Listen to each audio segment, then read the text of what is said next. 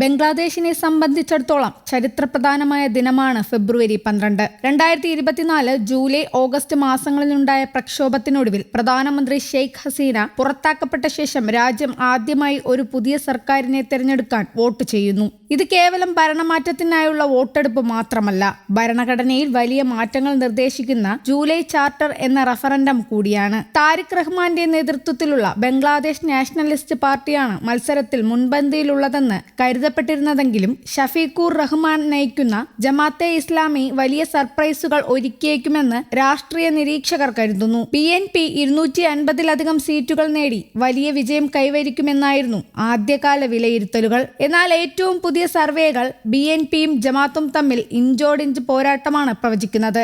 Sheikh ഹസീനയുടെ Awami league മത്സര രംഗത്തില്ലാത്ത ഈ തെരഞ്ഞെടുപ്പിൽ 48% വരുന്ന വോട്ടർമാർ ആർക്ക് വോട്ട് ചെയ്യണമെന്ന് ഇതുവരെ തീരുമാനിച്ചിട്ടില്ല എന്നതും ശ്രദ്ധേയമാണ്. പരമ്പരാഗതമായി അവാമി ലീഗിനെ പിന്തുണച്ചിരുന്ന 30 മുതൽ 40% വോട്ടർമാർക്ക് പുറമെ തീരുമാനമെടുക്കാത്ത ഒരു വലിയ വിഭാഗം വോട്ടർമാരാണ് ഇത്തവണ വിധി നിർണയിക്കുക.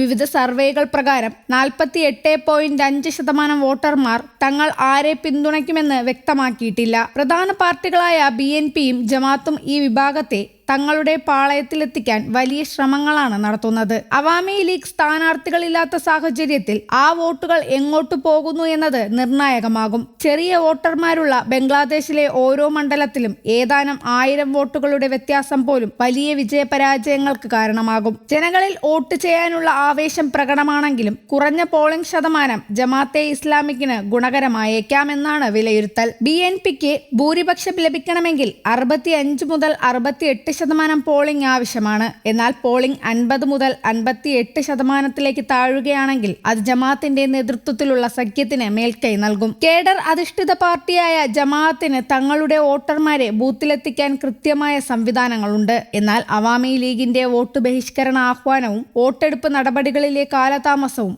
സാധാരണ വോട്ടർമാരെ പോളിംഗ് ബൂത്തിൽ നിന്ന് അകറ്റിയേക്കാം. വോട്ട് ചെയ്യാനെടുക്കുന്ന സമയം മുൻപത്തേക്കാൾ 10 ഇരട്ടി കൂടുതലാണെന്നതും തിരിച്ചടിയാണ്. വോട്ടെടുപ്പ് നടപടികൾ മന്ദഗതിയിലാക്കുന്നത് സ്ത്രീകളെയും വയോധികരെയും ബൂത്തുകളിൽ നിന്ന് അകറ്റാൻ സാധ്യതയുണ്ട്. തെരഞ്ഞെടുപ്പിനൊപ്പം റഫറൻഡം കൂടി നടക്കുന്നതുകൊണ്ട് ഓരോ വോട്ടർക്കും കൂടുതൽ സമയം വേണ്ടിവരും. മണിക്കൂറുകളോളം വരി നിൽക്കാൻ സാധിക്കാത്തവർ വോട്ട് ചെയ്യാതെ മടങ്ങുന്നത് പോളിംഗ് ശതമാനം കുറയ്ക്കും. കൂടാതെ രാജ്യത്തെ ക്രമസമാധാന നില മോശമാകുന്നതും അക്രമ സംഭവങ്ങളും സ്ത്രീകളെയും മുതിർന്നവരെയും വീട്ടിൽ തന്നെ തുടരാൻ പ്രേരിപ്പിച്ചേക്കാം. ജമാഅത്ത് പോലുള്ള പാർട്ടികൾക്ക് തങ്ങളുടെ സജീവ പ്രവർത്തകരെ ഏത് സാഹചര്യത്തിലും ബൂത്തിലെത്തിക്കാൻ കഴിയുമെന്നത് അവർക്ക് ഈ സാഹചര്യത്തിൽ വലിയ ഗുണമാകും.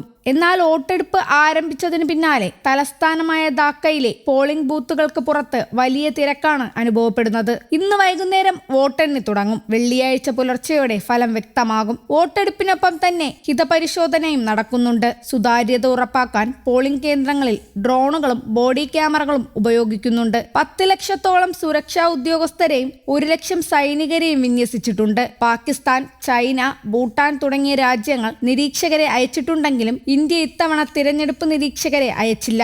വോട്ടെടുപ്പ് നടക്കുന്നത് 299 മണ്ഡലങ്ങളിലാണ്.